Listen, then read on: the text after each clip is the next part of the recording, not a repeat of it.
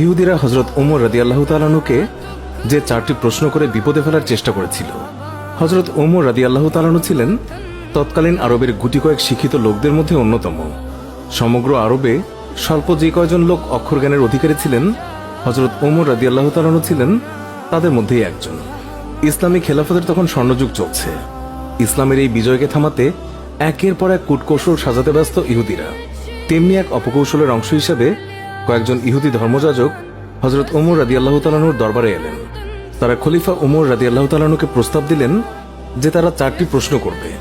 এই প্রশ্নগুলোর উত্তর আসমানি কিতাব থেকেই দিতে হবে। সেটা হোক তাওরাত, জাবুর, ইনজিল অথবা কোরআন থেকে। উত্তর আসমানি কিতাব থেকেই দিতে হবে। বলাই বাহুল্য, প্রশ্নগুলোর উত্তর আসমানি কিতাবসমূহে উল্লেখ আছে। মুসলমানদের কেউ এর উত্তর দিতে পারলে যাজকরা সবাই ইসলাম ধর্ম গ্রহণ করবেন।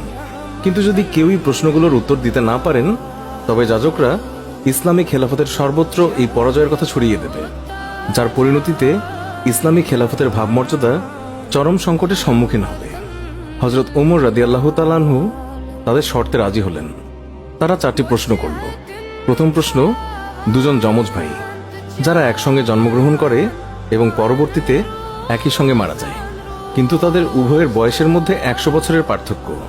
এরা কোন দুই ভাই? এদের মাঝে বয়সের এই পার্থক্য কেন?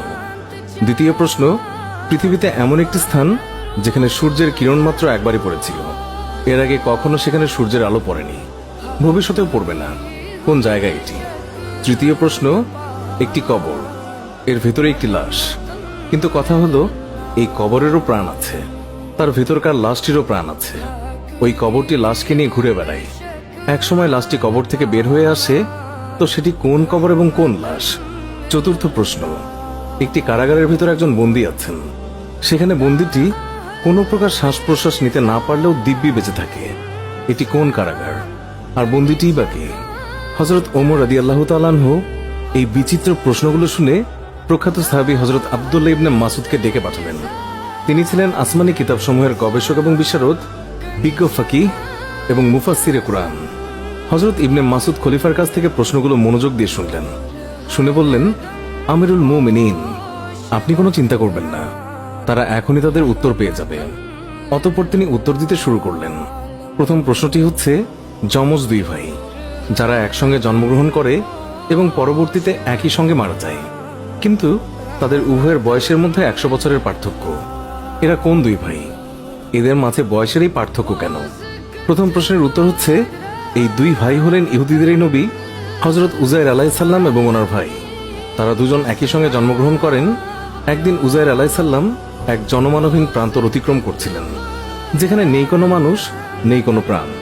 শূন্য খাঁখা ময়দান দেখে তিনি বললেন, হে রাব্বুল আলামিন, এইরকম স্থানেও কি কখনো আবাদ হতে পারে? এই কথা বলার কিছুক্ষণ পর তিনি এক গাছের তলায় ঘুমিয়ে পড়লেন। আল্লাহ তাআলা স্বীয় কুদরত দেখানোর জন্য নবীকে বেছে নিলেন। তিনি নবী উজাইরের প্রাণ নিয়ে নিলেন। 100 বছর নবী উজাইর আলাইহিস সালাম প্রাণহীনভাবে ঘুমিয়ে রইলেন, তাই ওনার বয়স আর বাড়ল না। তারপর ঘুম থেকে উঠে নবী দেখলেন সেই প্রান্তর জনমানুষের কোলাহলে ভরপুর, সেখানে আবাদ হয়ে গেছে। পরবর্তীতে নবী উজাইর এবং ওনার ভাই একই দিনে মারা যান। উল্লেখ্য, সেই জায়গাটি ছিল বাইতুল মুকাদ্দাসের এলাকা জেরুজালেম। দ্বিতীয় প্রশ্নটি হচ্ছে, পৃথিবীর এমন একটি স্থান যেখানে সূর্যের কিরণ মাত্র একবারই পড়েছিল। এর আগে কখনোই সেখানে সূর্যের আলো পড়েনি, আর ভবিষ্যতেও পড়বে না। কোন জায়গায় এটি?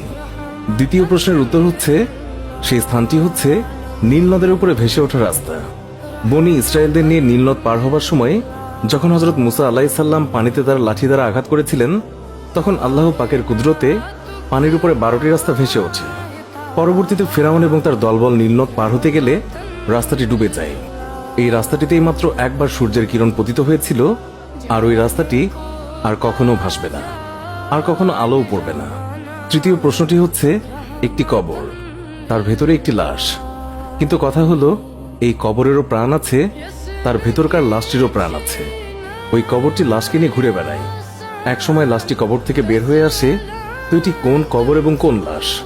তৃতীয় প্রশ্নের উত্তর হচ্ছে, সেই কবর হলো হযরত ইউনুস আলাইহিস সালামকে গিলে ফেলা মাছটি, আর লাশ হলেন হযরত ইউনুস আলাইহিস সালাম। মাছটিও জীবিত ছিল, নবীও জীবিত ছিলেন। পরে হযরত ইউনুস আলাইহিস সালাম সেখান থেকে পরিত্রাণ লাভ করেন। চতুর্থ প্রশ্নটি হচ্ছে, একটি কারাগারের ভেতরে একজন বন্দী আছেন। বন্দীটি সেখানে কোনো প্রকার শ্বাস প্রশ্বাস নিতে না পারলেও দিব্যি বেঁচে আছে। এটি কোন কারাগার, আর বন্দীটাই বা কে?